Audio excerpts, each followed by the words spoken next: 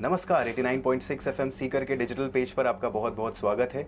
और अब निकटतम आ रहा है वो समय जब हमें हमारे ताकत का इस्तेमाल करना है। जी हाँ, वोट देने की ताकत जो हमें मिली हुई है उसका इस्तेमाल करने का समय आ गया है। महाउत्सव मनाने का समय निकट आ रहा है। इलेक्शंस की तैयारी हमारे पूरे सीकर जिले में जोरों शोरों से चल रही है और इसी कड़ी में आज हमें समय दिया है श्री राकेश कुमार जी ने, जो कि अतिरिक्त जिला कलेक्टर हैं हमारे सीकर जिले के। किसी परिचय के मोहताज नहीं, आप सभी इनसे जानते हैं। सर, सबसे पहले तो आपका बहुत बहुत स्वागत है हमारे स्टूडियो में। धन्यवाद, आपने बुलाया सर, रूबरू कराया लोगों से। जी सर, मेरा सबसे पहला क्वेश्चन आपसे ये कि एक अतिरिक्त जिला कलेक्टर के रूप में क्या जिम्मेदारियां रहती हैं आपकी इस इलेक्शन प्रोसीजर में?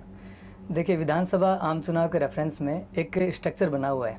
सबसे ऊपर हम बात करेंगे तो ईसीआई है और उसके नीचे सीओ साहब का ऑफिस है जयपुर राजस्थान में, और उसके नीचे जिला निर्वाचन अधिकारी के तौर पे जिला मजिस्ट्रेट काम करते हैं, और उसके नीचे डिप्टी डीओ आते हैं, और उसके नीचे जो आरओज, ईआरओज, तहसीलदार, ईआरओज, इस प्रकार का एक स्ट्रक्चर, एक फ्रेमवर्क बना हुआ है। और इस फ्रेमवर्क में सबकी अपनी अपनी रिस्पॉन्सिबिलिटी फिक्स हैं, सबके अपने अपने दायित्व हैं।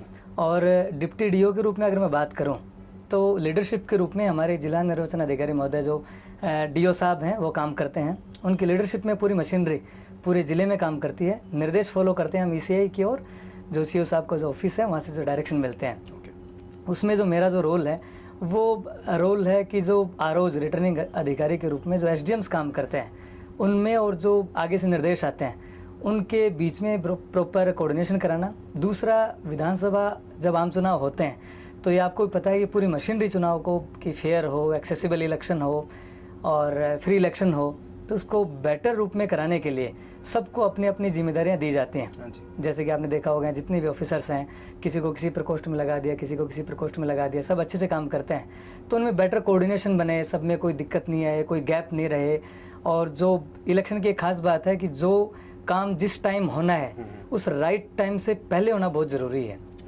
उसमें कोई लेट लतीफ़ी नहीं है। और अच्छी बात यह है इलेक्शन की कि इलेक्शन का हर जो डायरेक्शन है वो बिल्कुल डिटेल्ड होता है, बिल्कुल स्पीकिंग होता है, कहीं कोई कन्फ्यूजन नहीं होता है। कहीं कोई ऐसी स्थिति आती भी है और अगर हम अपर अथॉरिटी से कोई डायरेक्शन लेते हैं बिल्कुल स्पीकिंग आता है। तो उन सब चीज़ों को हमारे ऑफिस में उन चीज़ों को प्रॉपर तरीके से एंटरटेन करना, उन चीज़ों को प्रॉपर तरीके से डिस्क्राइब करना, और हमारे अथॉरिटी हैं जो नीचे के जो ऑफिसर्स हैं उन तक पहुंचाना और पालना करवाना, उन सब में जो मॉनिटरिंग का जो काम है वो प्रॉपर तरीके से करवाना, वो मुख्य रूप से दायित्व हमारा होता है। तो एक ब्रिज का काम आप करते हैं। हाँ, एक ब्रिज की तरह काम करते हैं कि कहीं कोई कन्फ्यूजन नहीं रह जाए पालना में। जी सर, आपने कहा कि समय से पहले आपको चीज़ें करनी पड़ती हैं जो निर्धारित समय दिया गया, तो आई एम श्योर बहुत सारे चैलेंजेस आपको फेस करने पड़ते होंगे। तो कुछ चैलेंजेस के बारे में आप बता सकते हैं जो आप देखते हैं कि आगे हो सकते हैं आपको? चैलेंजेस में इलेक्शन में क्या है कि एक माइंड सेट करके काम करना पड़ता है। उसमें अपने कहावत है ना कि कल करे सो आज करे, आज करे सो अब, वो इलेक्शन पे फिट बैठती है। कि ये अपन ये सोचें कि रात को 8 बजे को डायरेक्शन आए हैं और रिपोर्टिंग कल मांगी गई है या फिर कल कोई हमें कोई काम करना है, तो ऐसा नहीं है कि सुबह देख लेंगे, ऐसा नहीं चलेगा। उसमें आपको तुरंत देखना पड़ता है क्या डायरेक्शन आए हैं, किस प्रकार से बेटर वे में हम कर सकते हैं, और उसके अकॉर्डिंग वहीं टाइम पे ही नाइट में प्लानिंग करके और उसकी कंप्लायंस कैसे करवा सकते हैं, उसकी रात को एक्शन प्लान हमें बनाना पड़ता है। तो उसमें कोई भी लेट लतीफ़ी है वो स्वीकार्य नहीं है। क्वालिटी के साथ कोई समझौता नहीं है, अच्छे से काम हो, प्रॉपर हो, टाइम से हो, ये हम सुनिश्चित करते हैं। सर, तो अक्सर ही ऐसा होता है कि प्लान तो हम लोग करते हैं अपनी तरफ से 100% देते हैं, लेकिन फिर भी ग्राउंड लेवल पे कुछ ना कुछ ऊंच नीच हो जाती है। तो इस तरह की कुछ आप चीज़ें फोर्सी कर रहे हैं, इस तरह की कोई चैलेंजेस जो आप? चैलेंजेस में मैं मान के चलता हूँ कि अगर हम प्रॉपर तरीके से डायरेक्शंस को पढ़ेंगे नहीं, रीड नहीं करेंगे, और हमें ये देखना पड़ेगा कि निचली मशीनरी इन डायरेक्शंस को सीधा, अगर कई बार ऐसा एक ट्रेडिशन रहता है मूल्य आवश्यक हेतु प्रेषित है, इंग्लिश के भी आते हैं डायरेक्शंस, हिंदी की भी आते हैं, कई बार जटिल भाषाएं भी आती हैं, तो उसको हम हमारे तरीके से कि हमारी मशीनरी उसको कैसे अडोप्ट करे, कैसे उसको समझे, कैसे उसको फॉलोअप करे, तो उसके लिए हम प्रयास करते हैं कि हम उसको सोचते हैं, देखते हैं, फिर कलेक्टर महोदय से डिस्कस करते हैं, फिर जिले के माहौल के हिसाब से और कैसे उसकी कंप्लेंट्स करा सकते हैं, हमारे भाषा परिभाषा में उन डायरेक्शंस को जारी करते हैं, फिर उसका फॉलोअप करते हैं, टू डू लिस्ट बनाते हैं कि कौन कौन से काम है जो कल होने हैं, परसों होने हैं, हमारे जो सेक्शंस में जो लोग काम करते हैं, ओआईसी जो काम करते हैं उसको नोट कराते हैं। कहीं कोई लगता है कि कहीं कोई गैप है या फिर कोई समस्या आती है तो कलेक्टर साहब को नॉलेज में डालते हैं, तो वहाँ से डायरेक्शन लेके फिर आगे काम करते हैं। जी सर, अगर हम ग्राउंड लेवल पे सिक्योरिटी की बात करें, सब इलेक्शन के दिन, मतदान के दिन, किस तरह की समस्याएं सिक्योरिटी लेवल की हो सकती हैं, या आप उसको कैसे काउंटर करने का प्लान है आपका?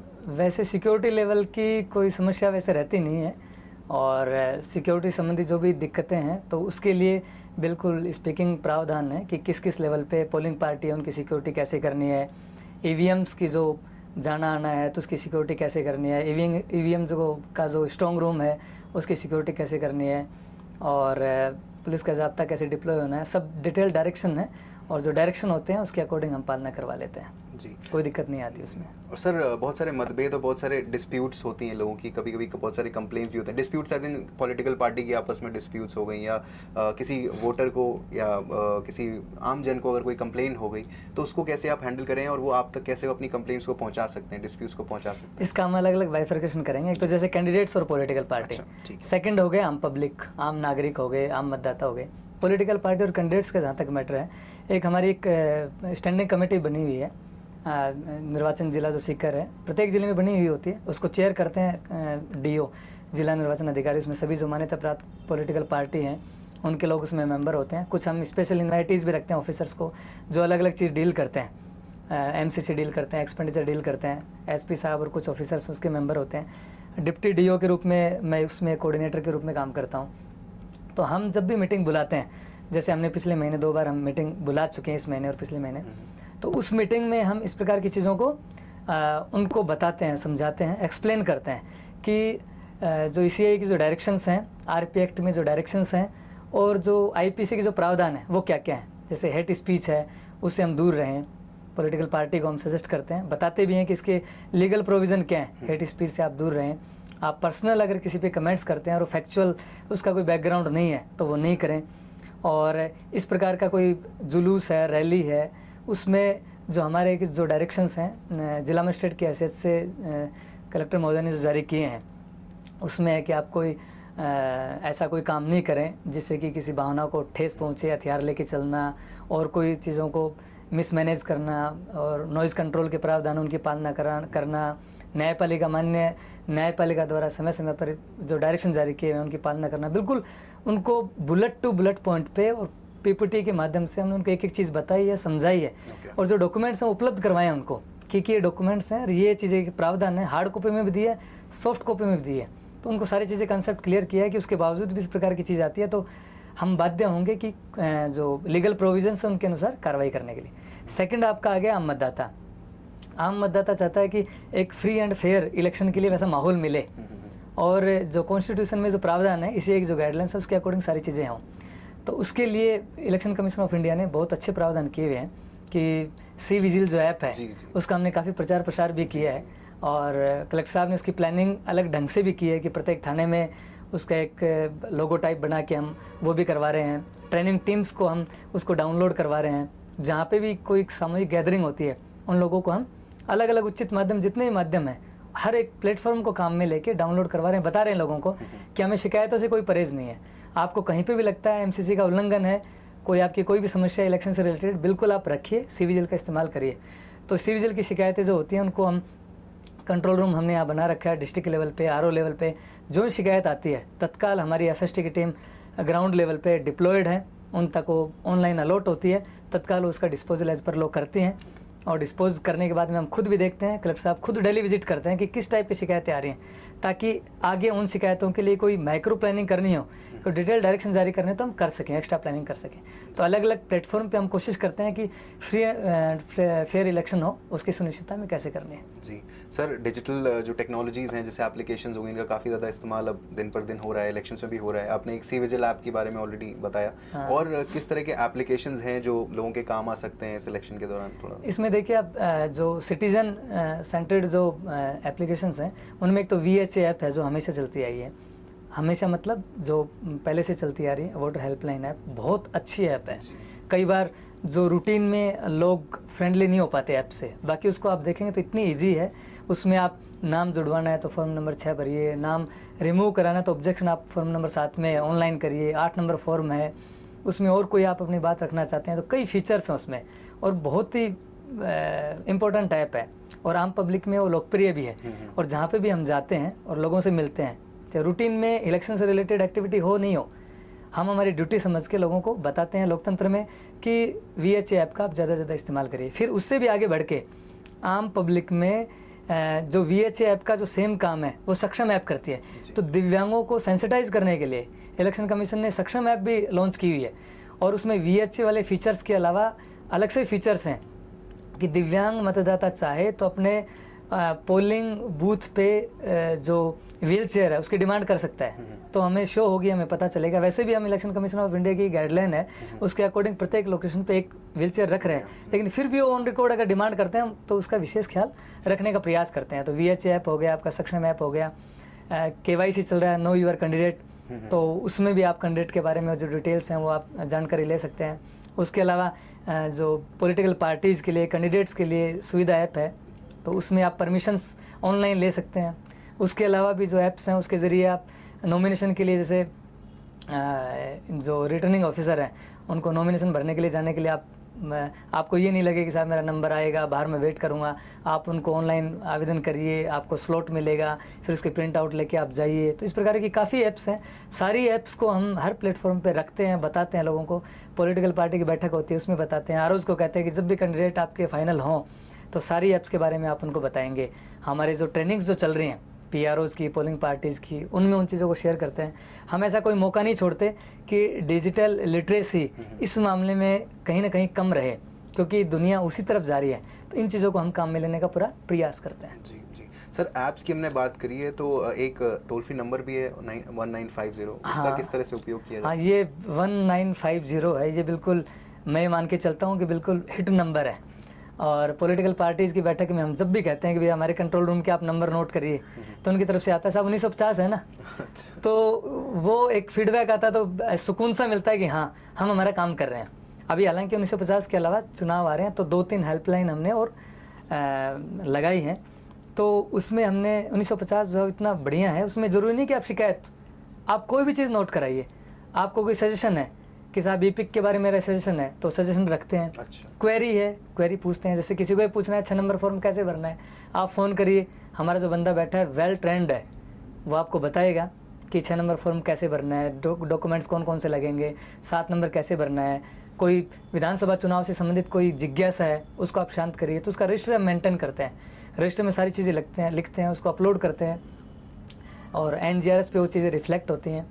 तो वो हमारा जो रजिस्टर है उसको कलेक्टर महोदय टाइम टू टाइम देखते हैं कि लोगों का रुझान किस टाइप का है, किस टाइप की समस्याएं आ रही हैं, क्योंकि उससे हमें पता चलता है कि फील्ड में क्या हो रहा है, लोग क्या फील करते हैं, किस टाइप की चीज़ें हमारे पास वो रखते हैं। तो 1950 वो बहुत अच्छा जो हेल्पलाइन नंबर है, और लोगों के द्वारा उसको ज़्यादा से ज़्यादा उपयोग में लिया जा रहा है, और उसका हम प्रचार प्रसार भी बहुत अच्छे से कर रहे हैं। जी, तो बेसिकली अगर कहा जाए कि जितने भी ऐप्स हैं अगर वो जैसे किसी पास स्मार्टफोन अगर नहीं है तो 1950 पे कॉल करके वो कर सकता है, काम कर सकता है। जी, और लोगों का रेस्पॉन्स भी बहुत अच्छा आता है। जी जी, बहुत ही अच्छी बात है। आप सबकी प्रोएक्टिवनेस ही है कि इतना अच्छा feedback. Election commission of India की प्रोएक्टिवनेस है। जी जी सर, अब अगला प्रश्न मेरा आपसे कि अब आचार संहिता भी हाल ही में लगी है, तो कुछ डूज एंड डोंट्स के बारे में आपसे जानना चाह रहा था।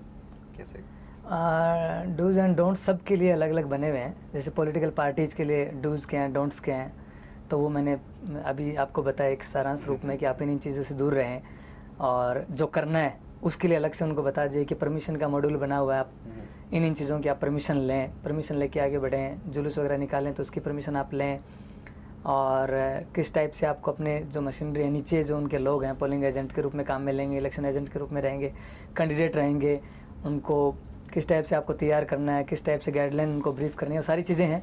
उसके अलावा जैसे जो सरकारी मशीनरी है, एम्प्लॉयज़ हैं, उनके लिए बना हुआ है कि आप MCC के तौर पे, और आपको कैसे रिएक्ट करना है, कैसे अपने आप को जो रखना है कि आपको इलेक्शन से बिना किसी प्रभावित हुए और आपको अपना 100% देना है।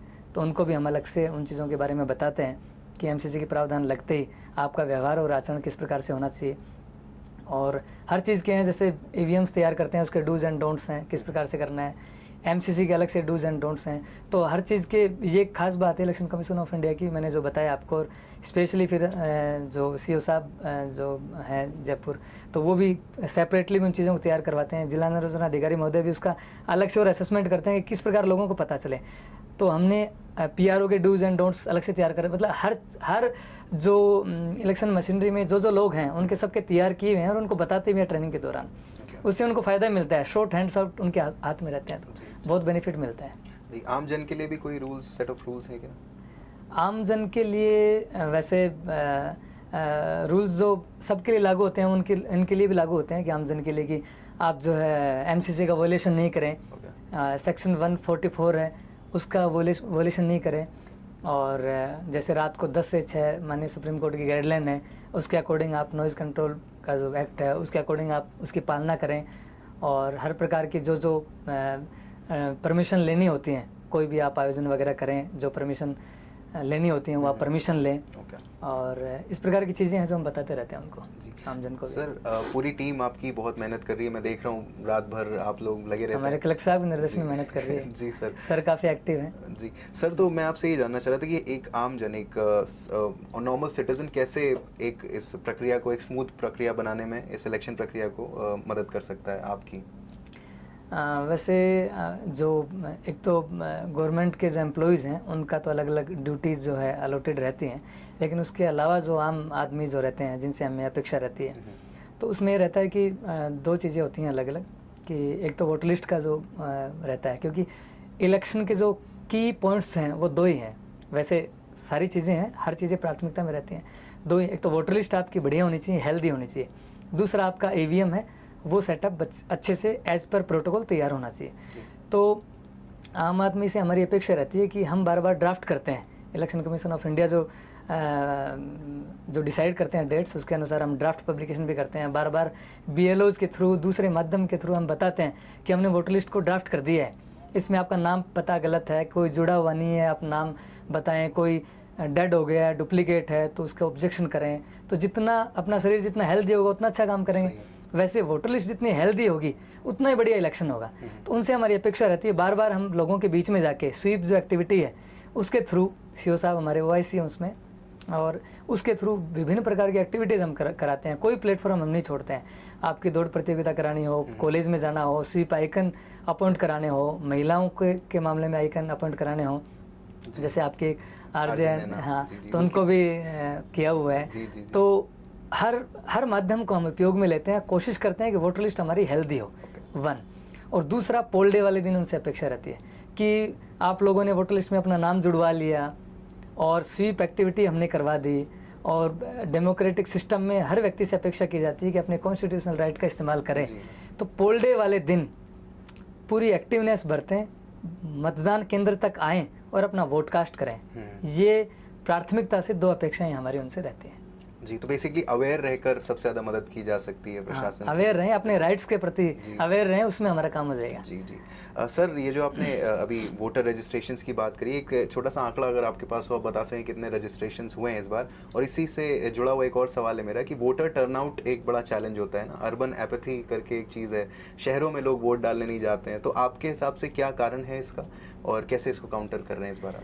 देखिए, वोट का जो SSR अभी चला है हमारा, तो नेट एडिशन लगभग 20-22 हज़ार का रहा है। और जहाँ तक अर्बन एपैथी का है तो उसमें भी एक बड़ा कारण है कि लोगों की थोड़ी अरुचि रहती है। कई बार लोग ये भी रहते हैं कि पूरे दिन लगे रहते हैं लोगों को मोटिवेट करने में कि आप मतदान केंद्र तक जाएं, मतदान करें, शाम को पता चला कि खुद ही नहीं गए। तो ये अर्बन में एक छोटे छोटे सेक्टर्स और होते हैं कि कोई चाय की थड़ी पे काम कर रहा है, कोई कपड़े की दुकान पे काम कर रहा है, असंगठित जो व्यापार और जो बिजनेस है उसमें लोग इंगेज रहते हैं। तो उनका ये रहता है कि एक दिन की हमारी लेबर है, तो उसमें भी कॉन्स्टिट्यूशनल उनका राइट है।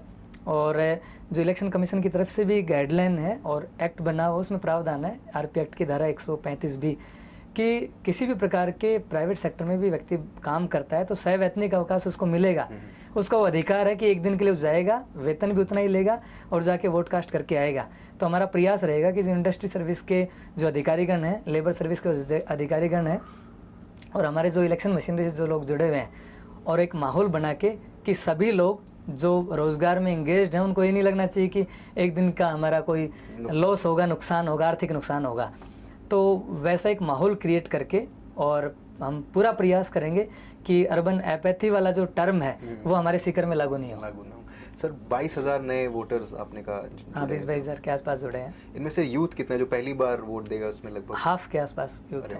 चलिए, अब यहाँ पर ज़्यादा, और उसमें जो इलेक्शन कमीशन ने जो पिछले साल चेंज किया है कि कट ऑफ डेट पहले 1 जनवरी हुआ करती थी, ओके। उसको हर 4 महीने की 3 महीने की एक डेट कर दी कि 1 जनवरी हो गया, 1 अप्रैल हो गया, फिर सितंबर हो गया, दिसंबर हो गया। तो ये 4 जो कट ऑफ डेट जो डिसाइड की हैं उससे बहुत बेनिफिट हुआ है। जैसे आज मुझे लग रहा है कि मैं 1 अक्टूबर को जो है 18 ईयर्स का होऊंगा और 1 जनवरी को पहले होता था 1 जनवरी का होऊंगा, तो उसमें ऐसा हो गया कि वो एडवांस फॉर्म लगा सकता है। ओके। तो उसके दिमाग से स्किप भी नहीं होगा। एडवांस फॉर्म में प्रोसेस जो है एक निश्चित टाइम होता है जब हो जाएगा, लेकिन वो फॉर्म भर के वो निश्चिंत हो सकता है, उसका नाम जुड़ेगा। तो उसका बहुत बड़ा बेनिफिट हुआ है। और फिर एक इलेक्शन कमीशन ने इस क्वालिटी वाला जो डिस्पोजल है कि किसी का गलत फॉर्म रिजेक्ट नहीं हो और सभी लोग जो है हेल्दी जो वोटर लिस्ट तैयार हो, उसके लिए ज़रूरी नहीं कि जो डिसाइडिंग अथॉरिटी है ERO उसका निर्णय उसने कर दिया तो कोई ऊपर चेकिंग नहीं होती है। जो DO साहब के लेवल पे और रोल ऑब्जर्वर के रूप में संभागीय आयुक्त महोदय जो काम करते हैं, तो उसमें भी सुपर चेकिंग होती है। एक निश्चित फॉर्म होते हैं, रैंडमली हम सेलेक्ट करते हैं। अच्छा। और रैंडमली सेलेक्ट करके कुछ तो फिजिकली वेरीफाइड करते हैं घर पे जाके। अच्छा। और टेबल टॉप एक्सरसाइज करते हैं।